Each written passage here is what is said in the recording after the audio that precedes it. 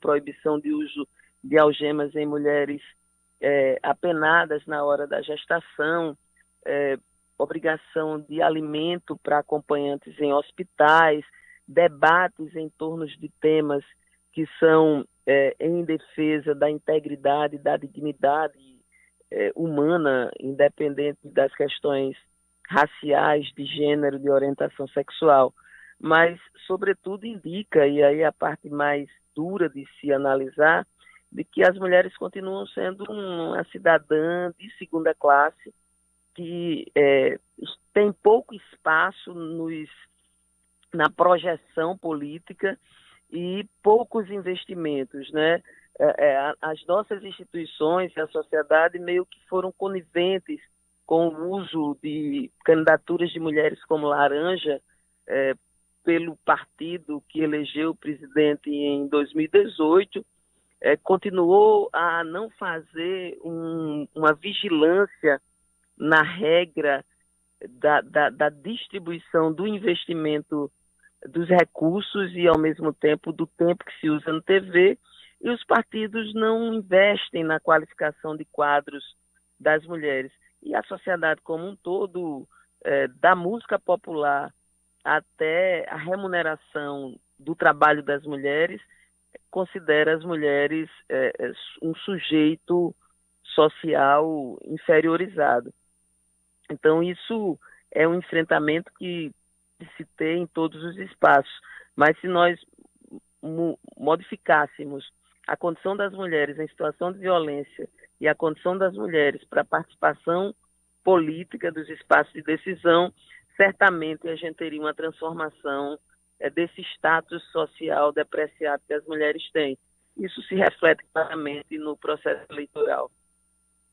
Cláudia Carvalho. Deputada, bom dia. Eu queria lhe perguntar a respeito dos reveses que houve nessa sua campanha, na verdade em todo o período desde que Estela Bezerra foi eleita, e houve vários acontecimentos. Primeiro, o rompimento do grupo que a senhora faz parte com o governador João Azevedo, mudou de partido, saiu do PSB e foi para o PT. Houve aí no meio do caminho também uma Operação Calvário e a sua exposição muito fortemente, né, por setores da imprensa, com ataques inclusive. Esse resultado das urnas serve como uma espécie de lavagem de alma para Estela Bezerra? Eu gostaria de ter tido mais, Cláudia. Não posso deixar de dizer o que sinto. Eu esperava que o próprio partido tivesse condição de ter eleito pelo menos 2 representantes, que a gente tivesse uma representação muito maior. Mas eu acredito que o maior dano não foi a tentativa de morte moral que nós sofremos na Calvário, ou o rompimento com um governo que teve um desempenho pífio também nas urnas. Você imaginar que um governador eleito com a máquina administrativa na mão, com nenhum tipo de desgaste, com todo tipo de arranjo para se manter neutro em absolutamente tudo, teve 38%, tendo uma derrota fragorosa em João Pessoa, Cabedelo, Santa Rita, Bahia, perdendo de uma candidatura explicitamente bolsonarista, defendendo as coisas mais danosas para a sociedade. Então, não foi essa ruptura com um governo mal avaliado. Foi propriamente uma coisa chamada, eu dizia muito, Estela, o que é que caracteriza essa disputa eleitoral? É a disputa do verbo, rouco, cansado, maltratado, que é o que acontece numa campanha de 45 dias, com uma verba solta, uma verba sem disciplina, uma verba, inclusive, legitimada eu diria, pelo escândalo que é o orçamento secreto. Quando a gente começa e inicia a campanha, e a campanha dos 45 dias não é a campanha total, você já tem ali eleito uns 5 deputados federais, que hoje são deputados federais, que voltaram a casa como os deputados federais mais votados, que abusaram e usaram a verba pública, o orçamento secreto, para chancelar esse retorno.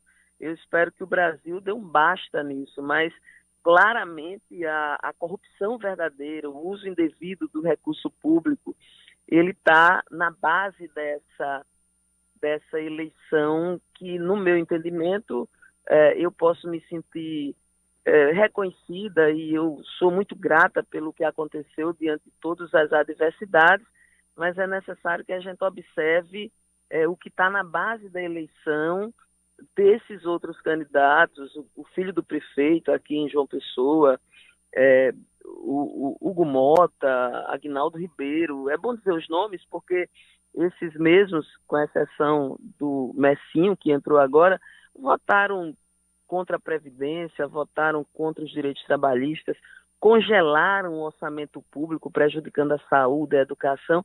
Essas informações não chegam na população e o mais duro é você ver aquele que foi oprimido e que está sofrendo situações de dificuldade, de miséria, de fome, votar no seu opressor por conta de um favor imediato, né?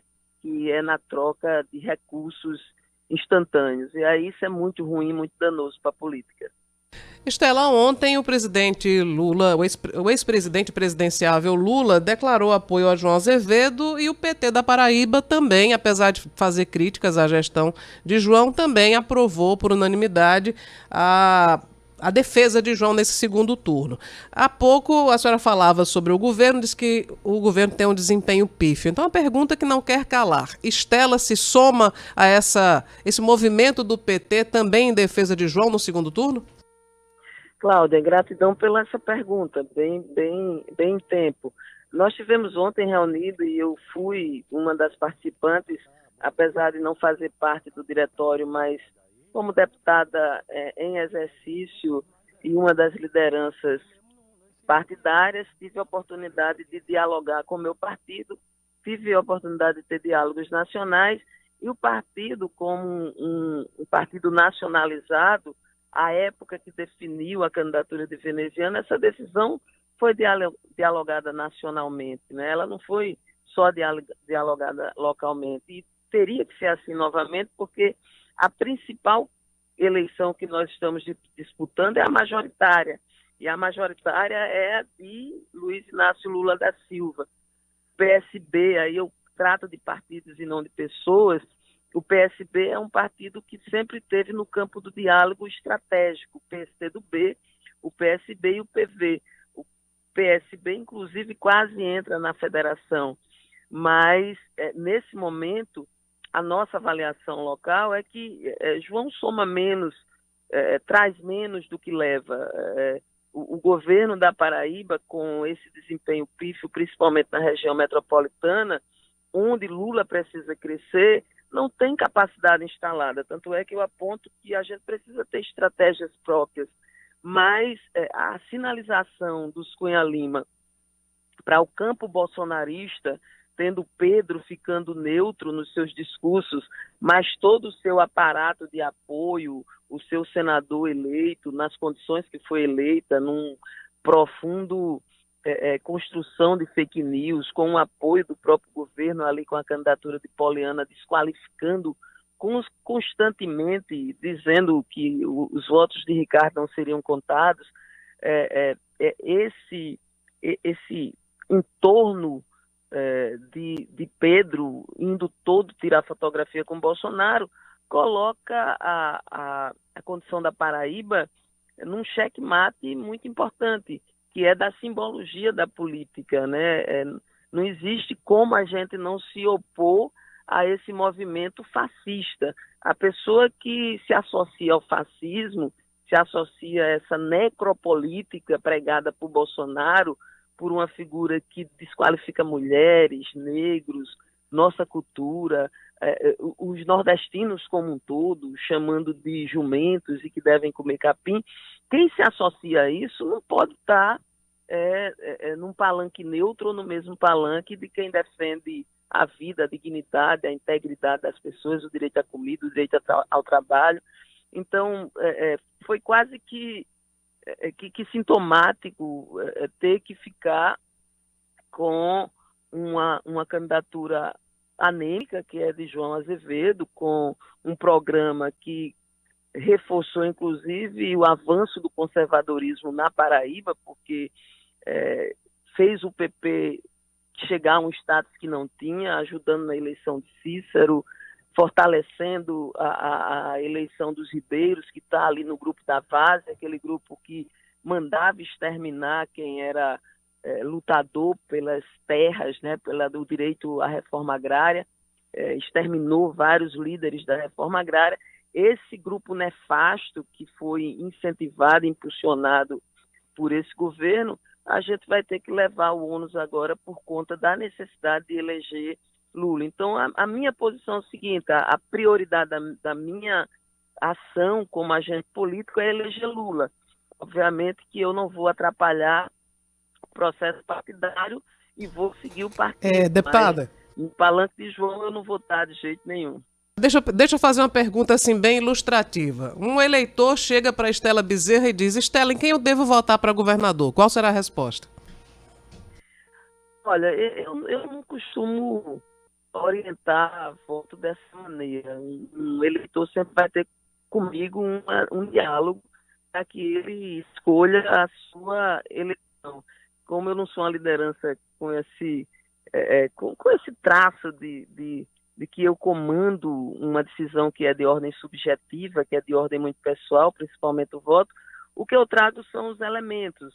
E, obviamente, que a presença de Lula pedindo voto para João, que isso já aconteceu, vai ser o grande reforço. A minha liderança não vai se sobrepor à liderança de Lula nesse momento, e nem eu vou me contrapor à liderança de Lula. Então, deputada, então deixa eu reformular então a pergunta de Cláudia Carvalho. Estela Bezerra vota em quem para governador? Eu não estou no palanque onde João está, e nem voto em Pedro Cunha Lima, porque já falei o motivo por que não voto. Vou fazer uma campanha dirigida a eleger Lula, e vou usar a minha consciência na urna. Isso não é orientação de voto para ninguém. Ok. Conversamos, portanto, com a deputada estadual Estela Bezerra, do PT. Deputada, muito obrigado pela entrevista. Um forte abraço, sucesso. Obrigada, Cacá. Obrigada, Cláudia. É um prazer enorme estar com vocês. Mais uma vez, minha gratidão pelo espaço, minha gratidão pelo reconhecimento do nosso trabalho e, sobretudo, saber que a gente precisa, no dia 30, fazer todo o esforço para eleger Lula, porque é uma grande solução para um país que está economicamente solapado e socialmente sofrido.